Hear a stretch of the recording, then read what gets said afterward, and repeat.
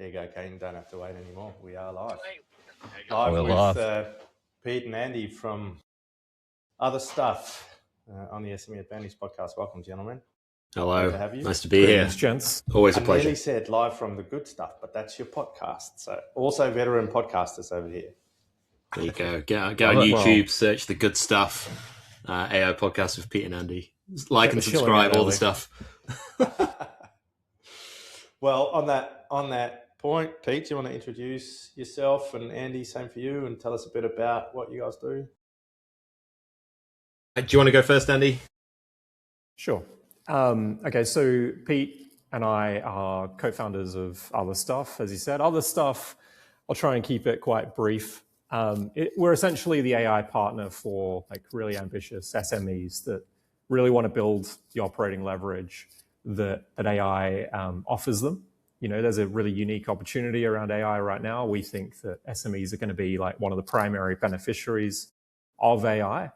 And so we just want to be that trusted pair of hands to help kind of steward SMEs along that part of the journey.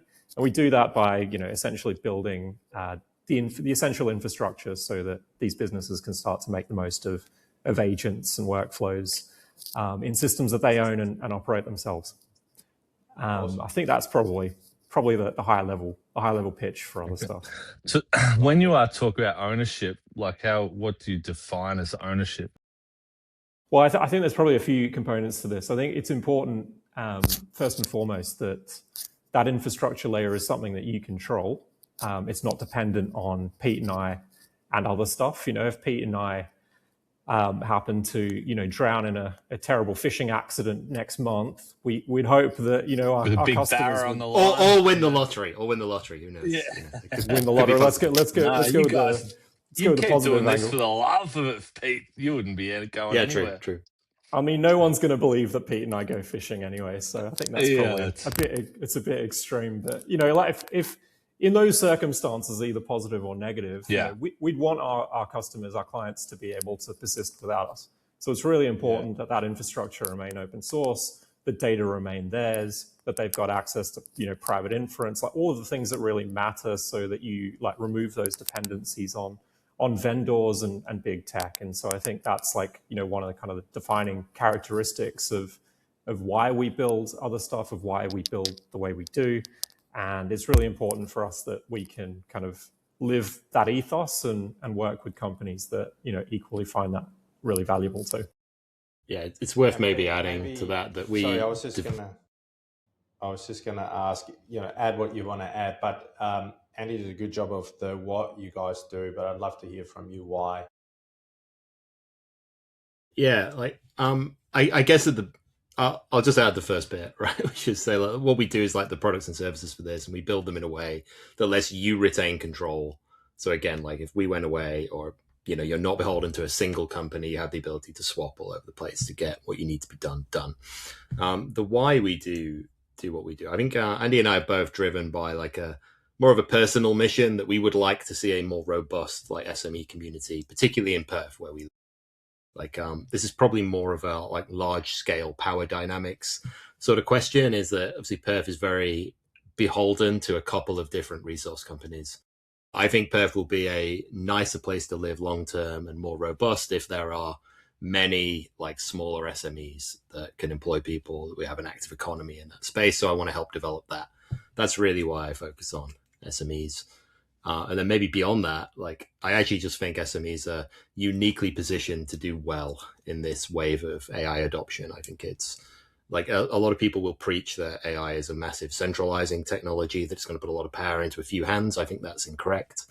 And so I want to demonstrate that inside the economy with tools and services that do it. That's why you're on here then, guys. Some positive hope for us all, which is what Gabe and I subscribe to, but you can feel a bit isolated at times. Peter, I'm really... Sorry, you go, Gabe. Yeah. I'm still really curious about this idea of ownership. So if we come back to, like, we're talking about agents, skills, and threads built within, say, a Microsoft or Claude ecosystem, or do you mean you're actually developing like independent, small or large language models? How about if I, if I To can drive frame it those for us skills. just quickly? Let me frame it because there's a reason why I came also answer that question. And you talked about you would like to build technology that the SME owners can own, right? And one of the big problems with how the big players are operating is that's the opposite. And we've just had the Fable 5 by Anthropic scenario where this phenomenal new best model in the world got released and everybody got hooked on the cocaine for 72 hours and then it got yanked with no notice, right? Which means I didn't that even get around to logging in and it was gone. It's even worse. exactly. And so this idea, I mean, we've spoken inadvertently about AI resilience for SMEs. How do you build artificial intelligence capability that can be resilient for SMEs? And your position is that they should be owned. And so I guess first, can you just comment on this Fable 5 cluster? And then, back to Kano's question of, well, practically, what does that look like? I mean, yeah, I guess I have some like general feelings on Fable 5 that I don't think it's any better than any of the other models that you can just get. The marketing's better. The marketing is excellent. Even just having video, it, right? having it pulled. I mean, I don't know. It bugs me that they've called them Mythos and Fable, and neither of them really exist. And you're like, come on, guys, this is a bit on the nose at the moment. But certainly the marketing's good, and even like getting it yanked by like the US under an export control it looks good for them. I think the important thing that you should take away from that is that this can happen, which is that we are seeing like a two-tier AI world here, where it's like some people are allowed this model and some people aren't. Like when they released Mythos originally, they had their Project Glasswing and they had several companies that they said, okay, these core big tech infrastructure companies can all have access to Mythos to find bugs in their systems. Great. Like why is it such a small club that's allowed this? Like, are they the only companies that should exist? Should everybody else have bugs in their software? It seems a bit exclusionary to me, but we can see that playing out at the moment. This is a way that it's going to go. And then just the idea that you could have, if you needed that model to run your business, you are now at the behest of like the US government, who don't always make the best decisions about things, to say, like, are you allowed to operate or not? I think we've seen, particularly, like, say, the war in Iran recently caused huge impacts across many SMEs. Like, spiking in diesel prices is going to ruin an awful lot of people's business models. Like, there's a lot of like geopolitical things at play here that you need to have in your mind in terms of risks. And I think having the intelligence of your company as something that can be switched off by, some guy in an office over in Washington is maybe a risk that you don't need to have. So that would be my view on the Fable 5 things. But the important thing is, like, it's another example that your intelligence could be switched off. So when we come to ownership, I think there's some like context setting that's worth doing, which is that there's different parts of your AI stack. Like, one of the main bits that's going to make the difference is going to be the context that you manage in your data. That's probably the most important thing in the stack. And that's naturally yours as it is, but you can give that up, of course. The next bit that wraps around that is going to be all of the processes and the workflows and how you put the AI agents into the company. That's the next most important thing to your data. And you would see companies like Claude will release their co-work project, and it's one of these things that tries to make it nice. That why not just give that all to them? I'd say you're giving up quite a lot of stuff. And then you have like the actual agent harnesses and bits themselves that run. These are effectively models that just run in a loop and try and achieve an outcome. Now, again, like, they are largely backed by these like larger frontier labs and models. So most people that run these will run Claude code, or they will run like a codex session in the background that does a lot of the heavy lifting. There are, of course, things like OpenCode Pi and Goose as open source alternatives to those that can plug in with whatever model that you want. But that harness is usually where a lot of the capture happens. So what you'll see is people will build on Claude Code. They'll start to use Claude Code skills. They'll use Claude Code goals. They'll use Claude Code workflows, and they'll build everything inside that stack that actually starts to give away all of the like the agent they've already got, plus the workflows. Now, your business is effectively a set of data processors and then like little bits of intelligence that you plug into that. And we used to call those bits of intelligence people. And sometimes we have the people there to be intelligent, and sometimes we have the people there to do stuff physically in the real world. Or be unintelligent as well. Sometimes, if you're in the creative world, then sometimes you just need a bit of that. Clear mind. Right. Yeah. But yeah, so like what I find like incredibly risky at this point is the idea that you would take all of the core IP of your business and how it operates, which is really wrapped up in those workflows, the instructions you give to your staff, like how you do business, and then you outsource that into a third party. So I think we're really at a point of what I think should be self-reflection to a lot of businesses that said, like, well, what is your business? What really is it that you do? And like, what do you want to retain personally for yourselves? And like, what are you willing to give to somebody else? Bearing in mind that we're already seeing that these companies can switch you off, change their pricing models. We've also seen Anthropic, remove their subscription pricing from open source projects, for instance. Like, we've seen them jack up the token pricing. Like, again, like Fable wasn't necessarily that much smarter than anything else, but it was sure as hell 5 times more expensive. So like, sure was very token hungry. That's the first thing Gabe said to me. He said, very impressive, but very token hungry. Yeah. Sounds it's an effective business model. But so then come back to this idea of context, though. Do you think, or how could an SME owner own the context within this infrastructure? So can I just add something that you said, Pete, before we went live that I thought is a simple way to explain this? And when I asked you guys what would be good to talk about, and you said the importance of owning your cognitive stack. And then you explained it like historically our cognitive stack would have been in our heads or in the documentation of our systems and processes. And now people are just putting it into a third party, a remote stack, i.e. a large language model. And that is a very risky move. And maybe there's a better way to have your cognitive stack into some infrastructure that you own and therefore can evolve it and its capability and its value. It just, that helped me get a good mental picture of this. Yeah, I think it's kind of feels a bit theoretical at times. I mean, maybe another way of approaching it is to say, so we built a system called Wingman. And the point of Wingman is that it gives you effectively that stack that you could own yourself. And so what it does is it will run AI agents for you, but we don't use any of the like the Claude skills necessarily. We don't use like Claude workflows. We don't use goals in that system. We actually build our own like orchestration system around any of the agents that you want.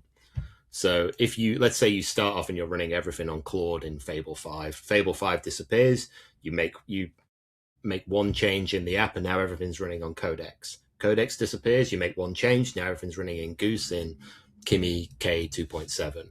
Or then you flip it to a local model. So the idea was to take all of the workflows of the business that sit around those sort of AI agents and harnesses and make that the thing that you own. So when you deploy like a Wingman suite inside the business, you get access to the AI agent layer that runs that, the process layer that tells it how it should operate and how to orchestrate multiple different agents to accomplish a task. You get your database layer all around, like what's the key data inside the company. And then you get on top of that also like a graph memory layer, which says for everything that's happening in this company that we're discovering, how do we build out a knowledge graph around that that's available to anybody in the company plus any of those agents in the company to understand what's going on. And then we have like a control plane over the top of it that makes it a little bit easier to interact with from your mobile phone or from anywhere else, because I particularly don't want to have to sit in a desk just to control a bunch of robots, because that just feels insane. So like when we say the ownership, that's the bit that we think you can own, is you've got to treat these things like commodities. It would almost be insane not to use like a Claude Code or a Codex harness right now, because they offer it to you at such a low price through the subscription that, like, say, and I can't convince an SME to spend 10 times as much on token inference, because it's correct from like an open source point of view or something like that. No one's going to do that. But what I can say is like, okay, use their tool, get the most out of it that you can, but don't give them the rest of your data and your context and your business process. You retain that. And so that's why we built Wingman. And as I said, we built this under open source licenses so people can take that.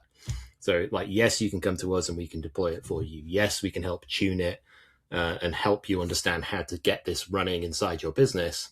But again, as Andy said, should the best or worst happen to us, then it's yours. It's not ours. So we can't take it away from you. I have a follow-up question, but Kane, you first, because this was a response to what you asked, mate. All I'm going to say is it's a wild time, boys. Gone to the. I was talking to my grandfather on the weekend, and he's telling me about when he was my age, and his job was to clear a big block of bushland to agricultural pasture, and they just cut the trees down with axe. They dug the holes with shovels, and they lived off kangaroos and rabbits. And here we are.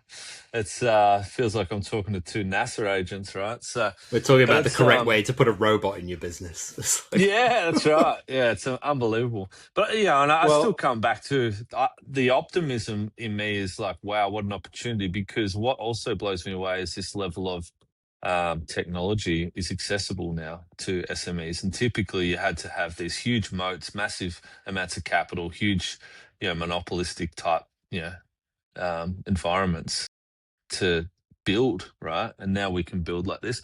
But we'll come back to owning the context. So I'm out of curiosity. So what drives, what is the AI? So I understand this idea we keep all our skills and our IP separate, but I guess what's the rocket fuel in the engine? Like, do you have to pull on a Claude, or where does that actually come from? Well, I think I'll let me have a go at part of this, because I think this ties into something that Pete and Gabe were talking about. The so much of the conversation right now is really predicated around the models. Like every few months we're talking about a new model and what it can do and what it can't do, and that I think takes so much of the cognitive load away from SMEs, because it's complex, and I think the way to put all of this into context for people is that you already know how to run your business better than anybody else. And the way not to think about it is to seed all of that important knowledge, proprietary or otherwise, into these big frontier labs like Anthropic and OpenAI by basically building a dependency on one of those platforms. And the dependency risk is something that's real, and it's something that SMEs understand, right? And that manifests in a bunch of different ways, some of which, Pete already mentions. We're all kind of used to platform economics. We've seen 2 decades of this stuff. First it was like AWS, and we'd kind of seed our infrastructure to them. And then it would be like, I don't know, Shopify would come along and be like, great, now you own our storefront. And, Microsoft. And now it's, Microsoft, and now you own our operating systems. And now it's like, this is kind of what we mean by seeding your cognitive or proprietary understanding of how your business actually runs, what makes it unique. And I think the risk there is that at some point you basically hand over a control switch to your business, to the big model labs, because they can just change these models at any moment. I mean, today we're talking about Fable 5, and that's sovereign risk playing out, right? But it might be that there's just pricing changes.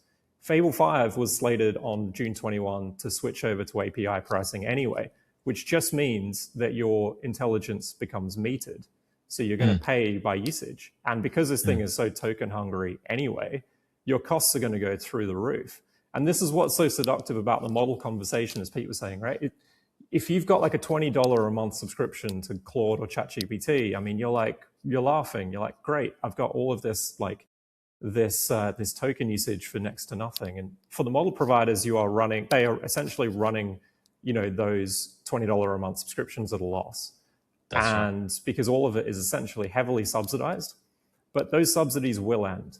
And Pete and I on the good stuff this week, we actually did a section on all of the big IPOs are coming, right? You've heard about SpaceX and a couple of others. Got to flog it off to the retail investors as quick as we can. That's it. The exit liquidity is coming, right, for these guys. And I think the key objective for them at that point will be, how do we ensure as a frontier lab that our economics are sound for capital markets? And that's going to mean margin expansion for them. That's going to mean, like, killing off the subsidies because they need to be as durable as possible, right?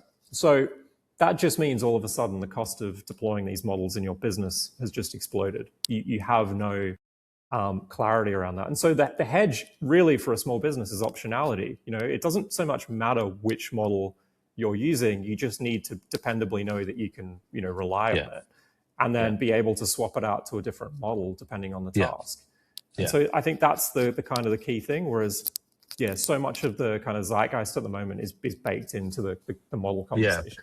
And I love that idea of optionality. In my mind, it's always what's the best option outside the negotiation, right? And so, so theoretically, if you look at our business, we're in the Microsoft ecosystem. So could you just describe what that world could look like to introduce optionality with our use of AI through that network? Like, how could that actually be practically implemented?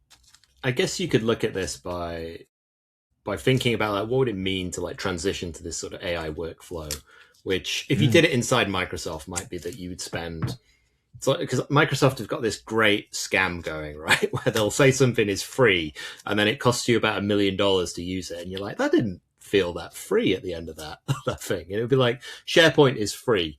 Getting a consultant to come along and implement SharePoint for you used to cost, like, $500K to $2 million, depending on the size of the business. He's like, all right, I can see what you've done there. that didn't feel free at the end. So when you talk about, like, a business that doesn't use AI for all its stuff and one that does, what it really means is that you're about to spend a ton of money transitioning a bunch of your processes that don't use AI into one that does. And if you're a Microsoft shop and you say, okay, well, we're just going to use Copilot for this, you're going to have, like, I don't know exactly how all the Copilot stuff works because I think it's a bit jack, in all honesty, but you're going to be developing a bunch of Power Apps and Power BI. I'm sure they still use Power stuff or Copilot workflows and all this sort of stuff that will be proprietary to Microsoft. And you will do that with a bunch of work that costs real money and real consultants to come in and do it for you. And now you are locked in to Microsoft to do that work from then on. So if Microsoft change the price of those models, if they change the harness around those models, if they change, like, the way they give access to stuff, if they say that, oh, actually, like we saw with Fable, right, one of the big things that happened even before it got pulled was if you worked on any encryption or you worked on any, like, biological questions that you asked, you were put on a list and you were removed access from that model. Like, your industry could be quite benign, but then all of a sudden you're told that you can't have access to these models anymore. But you've also locked in all of your core business process onto that platform. So to move that, you now, at minimum, you have to replicate all of that work. And you might just be tied in for a lot longer than that. So, like, one of the key things we try and do is say, look, when you do that work, you should do it once, and you should treat these things like electricity. It should be a case of, like, I want to go and change my electricity provider. I'm not going to go and change the plug on every device in my house. I'm just going to change the provider, and now everything still works, and fuck you for trying to rip me off.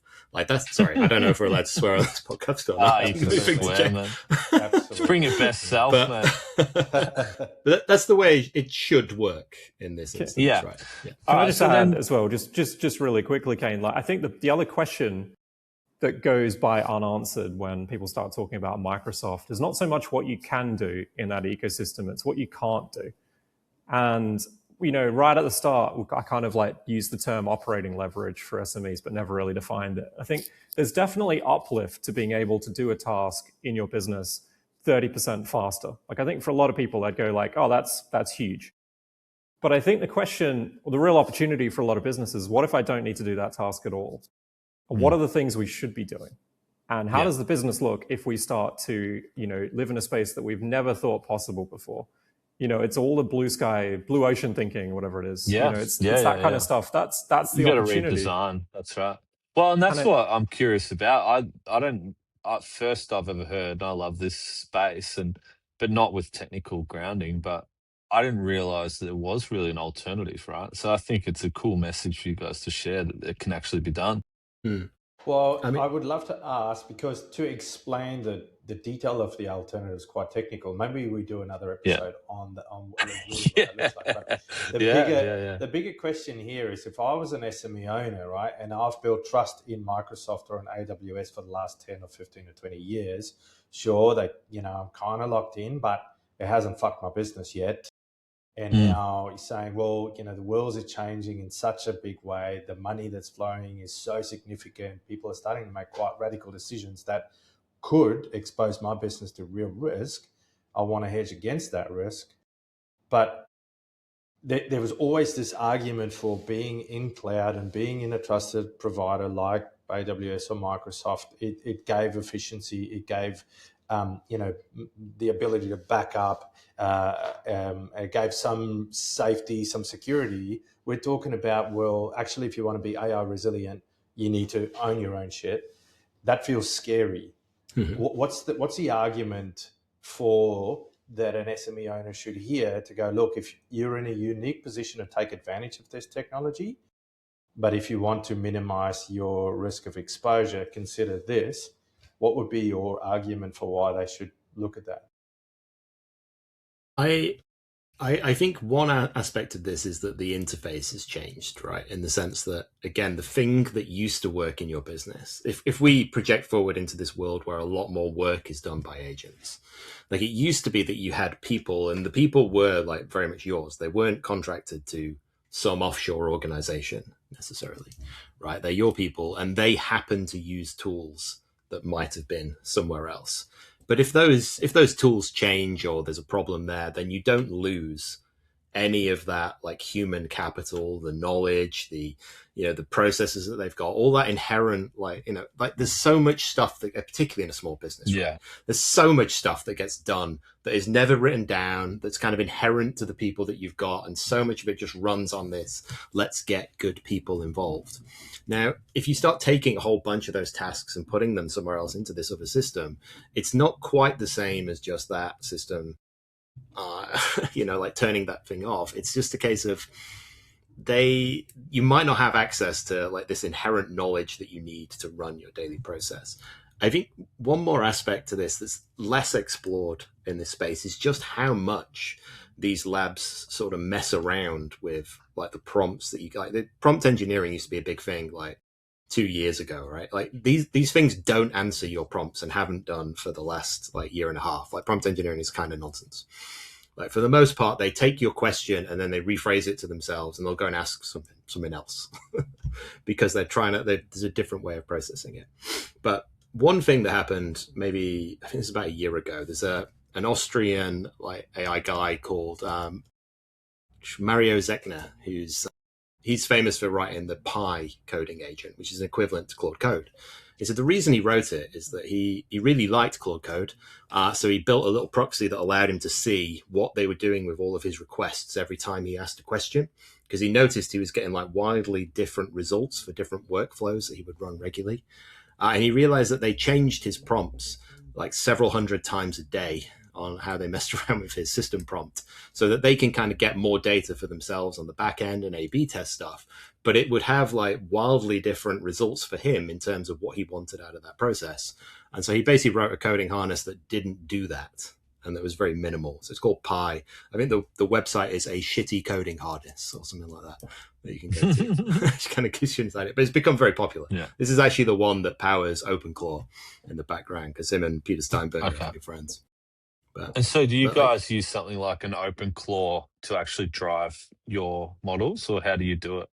So weirdly, we have a thing called Wingman, which drives all of the harnesses. So we take a slightly different tack because this is first developed about 9 months ago when we put it together. So OpenClaw didn't even exist in the ether at the time.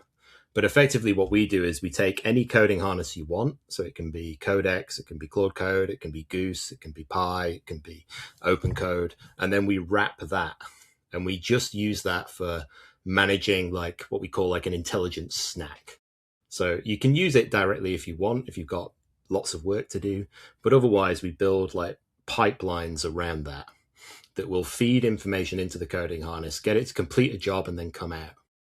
And then we do that so that we can kind of remove some of the intelligence from the from the thing. So like one, and Andy's got a good analogy for this. Maybe we'll go to in a minute. But like one thing that we see is that like open Claw is kind of amazing in this way of doing these parlor tricks, where you say something like, "Hey, can you do this?" And then there's this complete black box, and then something comes back, and you're like, "Oh my god, this is amazing! Like the world is done. Like no, we don't need humans anymore. This thing figured it out." And everything's like beautiful for a week. And then all of a sudden you're like, oh yeah, like why is that not working anymore? And it's like, I don't know. And it's because it's like, it's very good at like kind of figuring stuff out on the fly and like brute forcing thing and finding a way. But it actually has no means of encoding that into anything. Like it can't do it twice. It just runs out. It just gets confused over time. And it kind of uses this like Ralph Wiggum sort of concept of just like, all right, I'm going to sit in a loop until it's done and I'll figure it out. But it kind of does that every time. And I know, Andy, you used to like have an analogy you've used on our podcast a bunch about why you wouldn't want Ralph Wiggum. Yeah. I think like the reason I found these things quite unappealing to me is because I tend to approach them again from a business mindset, because I'm quite entrepreneurial. I'm always trying to think about like how I could turn these things into like a working business. And it occurred to me that like just having like unfettered intelligence thrown, haphazardly around a company is like the worst thing for a company. Like businesses actually optimize for systems and processes, workflows, documentation artifacts, approval loops, specifically because they try to take a lot of the autonomy out of the process and have more determinism, because that tends to, end up with more kind of reliable and dependable, outputs that you can go and use. But the analogy I think I would go with is like it's a bit like bringing like 20 interns into the business and just going, off you go, let's like cut you loose. And like if you were stood there in the office watching like 20 interns just like scamper around doing all sorts of things, it might look weirdly impressive or chaotic, or who knows what it would like. It'd be madness for the most part. And I think for businesses, the opportunity is like to optimize for determinism, where the work is pretty dependable, and that's why consistent. I think consistent. Yeah. Whereas these models are going to like basically go and try and like reinvent the outcome every single time they run, and that is not really practical for most businesses. So I think you could say that like a lot of businesses, right? A business is trying to do a thing. It's not trying to do anything. So whilst it looks great when you can just ask anything to this thing, it's not how you operate a business. Like that's something else over there. So, I love that little GIF. I know, Gabe, we always work to half an hour, but I love that little GIF of the guys trying to light a cigarette with a flamethrower. And that's what it feels like when you, just the level of compute and the level of variation in the outcome is hard to define. What I would just like round out with maybe on this is just like Gabe, let's go, Andy. Roll. We're only just getting started, Gabe. This is like a 6-hour podcast, I reckon. I know. Sorry, I never stick to the time limits, man. It never happens. So let's wrap it, Andy. What were you going to say? I've got a question that I want to ask you guys to finish this up. So okay. All right. You go quickly, Andy, and then we'll. It's okay. I can't actually like quite remember what I was going to say now. So let's roll into what you were going to go with, Gabe. Well, I think what's really important for us to get out of this episode is, and I agree with you guys, but you believe that SMEs are in a distinctly advantageous position, to harness this, and I think you said they're uniquely positioned to take advantage of the technology if it's done well. And so what is a good way for SMEs to do that? Talk to other stuff. Talk to us. Sorry, I couldn't help it. I mean, I guess maybe we end on like why is that the case? Because this, I think, is a non-consensus opinion. Like I think the general opinion would be this is centralizing. It's great for big companies that are just going to consolidate their position and fire everybody, and now nobody's got any jobs. I don't think that makes any sense. If you listen to good stuff, you've got about 100 hours on why we don't think that makes sense. Now, why I think SMEs are uniquely positioned is this is, if nothing else, like a productivity boon to anybody with high agency that can use it.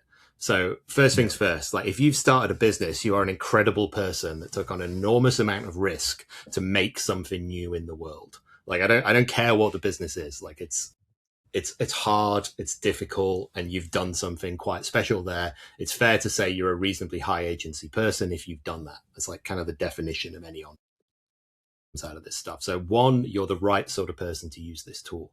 The next one would be that I've never met an SME that wasn't resource constrained in some way. And I think particularly when you look at a country like Australia, where your next, the next hire is going to be like 100K plus, like even if I just need you to like stand over there in the corner, like you can't get anybody for like a cheaper amount. So you've got these step changes in trying to scale your team from a human point of view that are going to be incredibly difficult to deal with. So everybody is naturally like very resource constrained in what they could do. So the idea that you can then drop into this high agency resource constrained world, the ability to just start to manually scale in these increments, like with no additional capital cost of bringing in new people, is just such an opportunity that you can take advantage of. And then you'd have to wrap in the fact that, again, you have small founder-led companies where you can change the culture, you can change the operation, you can change direction very quickly, which means that you can start to do this quick. Yeah. Exactly. You try and make a decision on this inside like a 10,000 person company and then come up with a change management plan and then implement that change management plan, which inevitably may include like roles being made redundant or moved elsewhere. Like you just cannot take advantage of the benefits. Yeah. It's so much easier to go small and build up with this than it's going to be to like try and move that ship that is just not built. And Pete, where can people connect with you guys to pick your brain, ask for advice, etc.? Otherstuff.ai be our website. Sign up to our newsletter there. If you want to hear more from us, we have a weekly podcast called The Good Stuff, which goes out on all major platforms and YouTube, stuff like that. I guess you probably have quite a Perth-based reach of audience here, maybe. So next week, we're doing our Perth AI Roundtable. So that is 6 p.m. market grounds now in the city. So that's on Thursday evening, the 25th of June. So if anyone's around for that. I was at the first one, and it's well worth going. If anybody's interested to just get shoulder to shoulder with other people trying to understand this landscape for their business, definitely go. Love it. Thank you, Pete. Well Andy, done, fellas. Kane, good chat. Well, I think there'll be more of these. Part 1 of 10 complete. So. We'll make it a series. Sounds good. Wow, it's going to be. You definitely should get Kano on the Good Stuff podcast. He'll keep you busy for a couple of hours for sure. Let's do it. We have no time limit on that. We'll like it. All right, we'll fire up. We'll go real hard. Let's talk about human connection and the impact of SMEs on the world. Sounds good. Done. Love it. See you guys. Cheers. Bye-bye.